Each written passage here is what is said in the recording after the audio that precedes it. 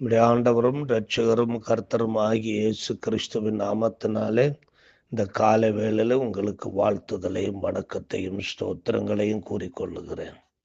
தேவனை அவருடைய சமூகத்தில் தேடி வருகிறவர்களுக்கு தேவன் வைத்துள்ள மேன்மையான ஒரு அனுபவம் சங்கீதம் 36 சொல்லப்பட்டிருக்கிறது. சங்கீதம் 36 7 வரை உள்ள வசனங்களை வாசிக்க கேட்போம். தேவனே, உம்முடைய கிருபை எவ்வளவு அருமையானது! அதனால் மனுபுத்திரர் உமது சட்டைகளின் நிழலிலே வந்தடைகிறார்கள். உமது ஆலயத்தில் உள்ள சம்பூர்ணத்தினால் திருப்தி அடைவார்கள். உமது பேரின்ப நதியினால் அவர்கள் தாகத்தை தீர்க்கிறீர். ஜீவ ஊற்று உம்மிடத்தில் இருக்கிறது. உம்முடைய வெளிச்சத்திலே வெளிச்சம் காண்கிறோம் என்று தேவனை நாடி வருகிறவர்கள் தேவனுடைய கிருபையை தேடி வருகிறவர்களாய் இருக்கிறார்கள். தேவனுடைய கிருபையை அவருடைய சமூகத்திலே அன்றி வேற எங்கேயுமே தேட முடியாது. அவருடைய கிருபை புதிதாய் இருக்க காரணம் அது அவருடைய சமூகத்தில் வருகிறவர்களுக்கு உரியது மட்டுமே என்பதாகும். ஆகையினாலே அவருடைய சமூகத்தை நாடி தேடி அவருடைய கிருபையை பெற்றுக்கொள்ளும்படியாக வந்து அடைகிறவர்கள் பெற்றுக்கொள்ளுகிற நன்மைகள் குறித்து இங்கே சொல்லப்பட்டிருக்கிறது. ஆண்டவரை தேடி அவர் சமூகத்துக்கு வர வேண்டும் என்பது பைபிள் நமக்கு கற்றுக் கொடுத்திருக்கிற பாடம். ஆமோஸ் 5 6 நாம் வாசிக்கும் பொழுது இப்படி சொல்லுகிறது: கர்த்தரை தேடுங்கள், அப்பொழுது பிழைப்பீர்கள் என்பதாகும். ஆண்டவரை தேடி அவர் சமூகத்திலே வருவது மிகவும் மேன்மையான ஒரு ஆசீர்வாதமான அனுபவம். ஆகையினால்தான் அங்கே அவர் சொல்லுகிறார், பிழைப்பீர்கள் என்று சொல்லுகிறார். 1 நாளாகமம் 16 சொல்லி இருக்கு, கர்த்தரையும் அவர் வல்லமையையும் நாடுங்கள், அவர் சமூகத்தை நித்தமும் தேடுங்கள் என்று சொல்லப்பட்டிருக்கிறது. சங்கீதம் 27:8 தாவீது ராஜா சொல்லுகிறார், என் முகத்தை தேடுங்கள் என்று சொன்னீரே, கர்த்தாவே, உம்முடைய முகத்தையே தேடுவேன் என்று என் இருதயம் உம்மிடத்தில் சொல்லிற்று. ஆண்டவருடைய முகத்தை தேடி அவர் சமூகத்திலே கடந்து வர வேண்டும் என்று இங்கே குறிப்பிடப்பட்டிருக்கிறது. ஏசாயா 55 நாம் வாசிக்கிறோம், கர்த்தரை கண்டடையத்தக்க சமயத்தில் அவரை தேடுங்கள், அவர் சமீபமாயிருக்கையில் அவரை நோக்கி கூப்பிடுங்கள் என்று சொல்லுகிறார்.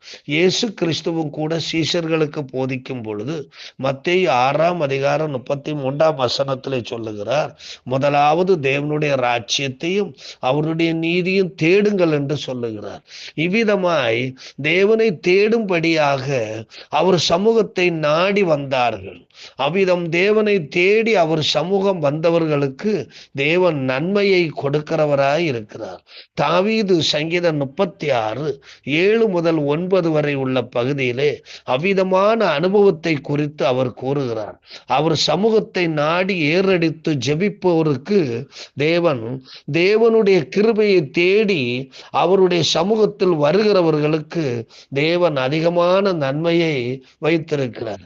முதலாவது நாம் பார்க்கும் பொழுது அவர்கள் தேவனை தேடி தேவ சமூகத்துல அவருடைய கிருபையை நாடி வருகிறவர்களாய் இருக்கிறார்கள். தேவ சமூகத்தை அவர்கள் அடைக்கலமாக செட்டைகளின் நிழலாக கொள்ளுகிறார்கள். தேவனுடைய கிருபை அவருடைய சமூகத்திலே வெளிப்படுகிறது. அவருடைய சமூகத்திலே அவருடைய கிருபை புதிதாய் வெளிப்படுகிறதுனாலே அவருடைய சமூகத்தை ஒரு புகலிடமாக, ஒரு மறைவிடமாக, ஒரு அடைவிடமாக கொண்டு அவரை தேடி வருகிறார்கள் என்று நாம் இங்கே வாசிக்கின்றோம். தேவனே, உம்முடைய கிருபை எவ்வளவு அருமையானது, எவ்வளவு மேன்மையான ஒரு கிருபை! அதனால் மனுபுத்திரர் உமது சட்டையில நிழலிலே வந்தடைகிறார்கள். அதனால தான் ஆண்டவருடைய சமூகத்துல தங்கி இருப்பத, அவரை தேடுவத, அவரை நாடுவத, அவர் சத்தம் கேட்பதை விரும்பி அவருடைய சமூகத்துக்கு ஓடி வருகிறார்கள். தேவ சமூகத்தை செட்டைகளின் நிழலாக கருதி வருகிறார்கள். தங்களுடைய ஒரு அடைவிடமாக கருதி வருகிறார்கள். சங்கீதம் 46:1 இப்படி சொல்லுகிறது, தேவன் நமக்கு அடைக்கலமும் பெலனும் ஆபத்து காலத்திலே அனுகூலமான துணையுமாய் இருக்கிறார் என்று சொல்லப்பட்டிருக்கிறது. சங்கீதம் 17:9 வாசிக்கிறோம், என்னை ஒடுக்குகிற துன்மார்க்கருக்கும் என்னை சூழ்ந்து கொள்ளுகிற என் பிராண பகைஞருக்கும் மறைவாக உம்முடைய செட்டைகளின் நிழலிலே என்னை காப்பாற்றும் என்று அவர் கெஞ்சுகிறார். சங்கீதம் 57:1 தாவீது சொல்லுகிறார், எனக்கு இறங்கும் தேவனே, எனக்கு இறங்கும், உம்மை என் ஆத்துமா அண்டிக் கொள்ளுகிறது, விக்கனங்கள் கடந்து போக மட்டும் உமது சட்டைகளின் நிழலிலே வந்து அடைவேன். என்னை சூழ்ந்திருக்கிற ஆபத்தின் மேகங்கள் எல்லாம் என்னை விட்டு போவது வரையிலும் உம்முடைய சமூகத்திலே நான் தரித்திருக்கட்டும் என்று சொல்லுகிறார். சங்கீதம் 61:4 நாம் வாசிக்கும் பொழுது, நான் உம்முடைய கூடாரத்தில் சதாகாலமும் தங்குவேன், உமது செட்டைகளில் மறைவிலே வந்து அடைவேன் என்று சொல்லுகிறார். மேலும் சங்கீதம் 63:7 சொல்லுகிறார், நீர் எனக்கு துணையாய் இருந்ததினால் உமது சட்டைகளின் நிழலிலே களி கூறுகிறேன். அது எனக்கு ஒரு நல்ல சேஃப்டி இடமா தெரிந்ததுனால, பாதுகாப்பான இடமாக தெரிந்ததுனால நான் அங்கேயே தங்கி இருக்க நாடுவேன் என்று சொல்லுகிறார். செட்டைகளின் நிழலாகிய தேவனுடைய ஆலயத்தின் நன்மையால் அவர்கள் திருப்தி அடைய பண்ணப்படுகிறார்கள். இப்படி தேவனை நாடி அவருடைய கிருபையை பெற்றுக் கொள்ளும்படியாய் அவருடைய சமூகத்தை மறைவிடமாய் கொண்டு வாழ்கிறவர்களுக்கு தேவன் தம்முடைய சம்பூரணத்தை கொடுக்கிறார். ஆலயத்தின் சம்பூரணத்தினாலே அவர்கள் திருப்தி ஆகிறார்கள் என்பதை நாம் பார்க்கிறோம். சங்கீதம் 65:4 சொல்லுகிறது, உம்முடைய பிரகாரங்களில் வாசமாய் இருக்கும்படி நீர் தெரிந்து கொண்டு சேர்த்து கொள்ளுகிறவன் பாக்கியவான். உம்முடைய பரிசுத்த ஆலயமாகிய உமது வீட்டின் நன்மையால் அவர்கள் திருப்தி அடைகிறார்கள். சங்கீதம் 84:10 இப்படி சொல்லுகிறது, ஆகாமிய 1000 நாளை பார்க்கலும் உமது பிரகாரங்களில் செல்லும் ஒரே நாள் நல்லது. ஆகாமிய கூடாரங்களில் வாசமாய் இருப்பதை பார்க்கலும் என் தேவனுடைய ஆலயத்தின் வாசற்படியில் காத்திருப்பதையே நாடுவேன் என்று சொல்லுகிறார்.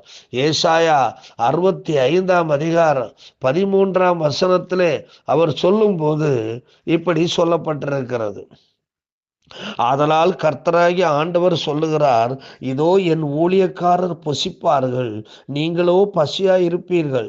இதோ என் ஊழியக்காரர் குடிப்பார்கள், நீங்களோ தாகமாய் இருப்பீர்கள். இதோ என் ஊழியக்காரர் சந்தோஷப்படுவார்கள், நீங்களோ விடுக்கப்படுவீர்கள். அப்போ ஆண்டவரை தேடி அவர் சமூகத்தில் வருகிறவங்க எல்லாரும் தேவனுடைய ஊழியர்கள் என்றுதான் கருதப்படுகிறார்கள். அவர்கள் எப்பொழுதும் சந்தோஷமாகவும் மகிழ்ச்சியாகவும் தேவ சமாதானத்துடன் வாழுகிறார்கள். அவங்களுடைய வாழ்க்கையில நெருக்கடி கிடையாது, பதட்டம் கிடையாது, அவங்களுடைய வாழ்க்கையில டென்ஷன் கிடையாது. பிரச்சனைகள் வந்தாலும் அந்த பிரச்சனையை எளிதாக அவர்கள் முடித்துக் கொள்வார்கள், சமாதானமாய் முடித்துக் கொள்வார்கள். கலகங்களையும் மேலும் மேலும் பிரச்சனைகளையும் வளர்த்து கொள்ள மாட்டார்கள். ஏன்னா ஆண்டவருடைய சமூகத்தின் நன்மையால் அவர்கள் திருப்தி அடைகிறார்கள். ஆண்டவருடைய ஆலயத்தின் நன்மையை தின்று புசித்து வாழ்கிறவர்கள் எப்பொழுது சமாதானமாய் இருக்கவே கற்றுக்கொள்வார்கள். சண்டை சச்சரவுகளை பண்ணுகிறவர்களாக அல்ல, அவர்கள் பதட்டம் அடைகிறவர்களாக அல்ல, டென்ஷன் அடைகிறவர்களாக அல்ல, கோபம் கொள்ளுகிறவர்களாக அல்ல, தெய்வீக சாந்தத்தையும் சமாதானத்தையும் உடையவர்களாக காண்பார்கள். அது மட்டுமல்ல, ஜீவ ஊற்று அவரிடம் இருப்பதனால் அவரிடம் வந்து தங்கள் தாகத்தை தீர்த்து கொள்ளுகிறார்கள். ஜீவ ஊற்று உம்மிடத்தில் இருக்கிறது, உம்முடைய பேரின்ப நதியினால் தாகம் தீர்க்கப்படுகிறோம் என்று சொல்லுகிறார்கள்.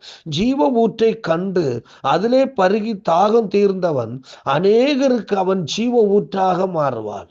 அவன் ஜீவ ஊற்றா மாறினா தானே மற்றவங்களுக்கு உரிய தாகத்தை தீர்க்க முடியும். இவன் தாகம் தீர்க்கப்படாத மற்றவங்களுடைய தாகம் எப்படி தீர்க்கப்படும்? இவன் தாகம் தீர்க்கப்பட வேண்டும் என்றால் தேவ சமூகத்தை அடைக்கலமாய் கொள்ள வேண்டும், புகலிடமாய் கொள்ள வேண்டும், கர்த்தருடைய சமூகத்திலே வந்து தங்கி இருக்கிறதை நாட வேண்டும், அவருடைய சமூகத்தை வாஞ்சிக்க வேண்டும், அவருடைய சமூகத்திலே ஜீவிப்பதை வாழ்வதை தன் வாழ்க்கையின் ஒரு நோக்கமாக அவன் கொண்டிருக்கும் போது அவன் தாகம் தீர்க்கப்படும். ஏனென்றால் அங்கே ஜீவ நீர் ஊற்று இருக்கிறது, ஜீவனை கொடுக்கும் ஊற்று இருக்கிறது. அவனுடைய ஜீவன் பாதியில போகிறதாக அல்ல, அது நீண்ட நெடிய நாள் அந்த ஜீவன் வாழ்ந்திருக்கும்படியான நீரூற்று அங்கே கிடைக்கிறது. அந்த நீரூற்றிலே அவன் தாகம் தீர்க்கப்பட்டு சந்தோஷமாக, அமைதியாக, மகிழ்ச்சியாக, பதட்டமில்லாமல் அவன் வாழ்கிறார். இயேசு கிறிஸ்து கூட சொல்லும் பொழுது சொல்லுகிறார், யோவான் 7ஆம் அதிகாரத்துல 37, 38 வசனத்திலே சொல்லுகிறார், பண்டிகையின் கடைசி நாளாகிய பிரதான நாளிலே இயேசு நின்று சத்தமிட்டு, ஒருவன் தாகமாயிருந்தால் என்னிடத்தில் வந்து பானம் பண்ண கடவன். வேத வாக்கியம் சொல்லுகிறபடி என்னிடத்தில் விசுவாசமாய் இருக்கிறவன் எவனோ அவன் உள்ளத்திலிருந்து ஜீவ தண்ணீர் உள்ள நதிகள் ஓடும் என்று இயேசு கிறிஸ்து சொல்லி இருக்கிறார். அடுத்தபடியாக தேவனுடைய வெளிச்சத்திலே வெளிச்சம் காண்கிறார்கள். இவ்விதம் ஆண்டவருடைய சமூகத்தில் கிருபையை நாடி அவருடைய சமூகத்தை புகலிடமாய் கொண்டு வாழ்கிறவர்கள் அவருடைய நன்மையினால் திருப்தி அடைந்து அவர்கள் தாகம் தீர்க்கப்பட்டு நீரூற்றுகளாய் மாறுகிறார்கள். அவர்கள் தேவனுடைய வெளிச்சத்திலேயே வெளிச்சம் காண்கிறார்கள். தேவனுடைய சமூகம் வெளிச்சமாய் இருக்கிறது. அது ஒரு பிரகாசமான இடம், அது நீதியின் சூரியன் உதிக்கின்ற இடமாய் இருக்கிறது. தேவ பிரசன்னம் நிரம்பி இருக்கிற இடமாய் இருக்கிறது. தேவனுடைய மகிமை வாசமாய் இருக்கிற இடமாய் இருக்கிறது. இந்த வெளிச்சமாகிய ஸ்தலத்தில் வருகிறவன் மேலான வெளிச்சத்தை காண்கிறார். அவன் இருட்டுக்குள்ள இருந்து இந்த வெளிச்சத்தை காண முடியாது. அவன் இருளுக்குள்ள இருக்கிறவன் இந்த தேவ சமூகத்தின் வெளிச்சத்தை தான் அவன் காண்பான். இந்த இருட்டுக்குள்ள இருந்து நம்முடைய வீடுகள்ல இருந்து நாம செபிக்கும் போது அவருடைய சமூகத்தின் வெளிச்சத்தை தான் காண்கிறோம். ஆண்டவருடைய சமூகத்துல வந்து அவருடைய வெளிச்சத்துல வந்து நாம் செபிக்கும் போதுதான், அவருடைய வெளிச்சத்துல வந்து தேவனை தேடும் பொழுதுதான் பரலோகத்தின் வெளிச்சத்தை நாம் காண முடியும். அப்படிதான் பக்தர்கள் அடைந்திருக்கிறார்கள், அந்த மேலான ஸ்திதியை அடைந்திருக்கிறார்கள். இந்த வெளிச்சமாகிய ஸ்தலத்தில் வருகிறவன் மேலான வெளிச்சத்தை காண்கிறார். அது என்ன மேலான வெளிச்சம்? சங்கீதம் 4:6 சொல்லுகிறது, ஆண்டவருடைய முக ஒளியை காண்கிறார்கள்.